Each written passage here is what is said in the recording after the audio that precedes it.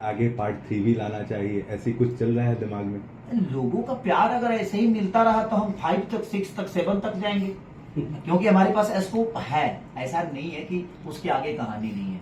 देखिए, कहानी इस धरती पे बाप पैदा होता है, उसके बाद बेटा तो पैदा होता ही, बेटा के बाद बेटे का भी बेटा होता है, उसका भी बेटा होता है। तो जब एक परिवार बढ़ता है, उसी तरह कहानियां हैं हमारी। जब परिवार बढ़ता है तो सबके खान पान अलग होते हैं, रहन सहन अलग होते हैं, आना जाना अलग होता है, शहर अलग होते हैं। तो दुनिया में हर उस कहानी के पीछे एक परिवार होता है, और परिवार एक सिनेमा है, और सिनेमा परिवार की तरह ही चलता है। तो अब इसलिए अगर लोगों का प्यार और स्नेह ऐसे ही मिलता रहा, इसको उम्मीद से ज्यादा मिला, तो इसका सीक्वल फिर से एक और भी बहुत ज्यादा एक्साइटनेस होती है हर पिता को। इस फिल्म के साथ आपकी सुपुत्री भी डेब्यू कर रही हैं, तो कितनी ज्यादा खुशी है, और क्या आप भी हम सभी की तरह उत्साहित हैं एक बड़े स्क्रीन पर अपनी बिटिया को एक बढ़िया सा अभिनय करते देखते? देखिए, सबसे बड़ी बात कि पिता की खुशी उनके बच्चों में ही होती है, अपने काम के अलावा। और हमारे काम के हिस्सा हमारी, देखिए, हर सिनेमा में हम कृति को तो नहीं रख सकते, क्योंकि उसके लेवल की कहानी होगी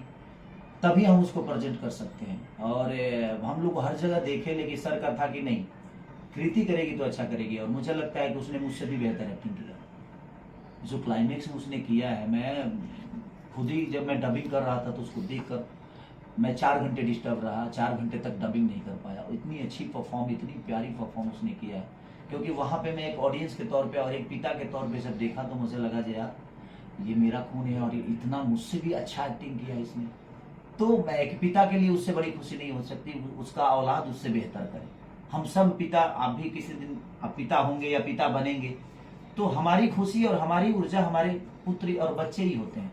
हम अपनी उम्मीद अपने बच्चों से ही करते हैं। अगर उम्मीद पे वो चीजें खड़ी है तो फिर उस बाप के लिए बहुत बड़ी सौभाग्य होती है। सर, अब फाइनली तो पिक्चर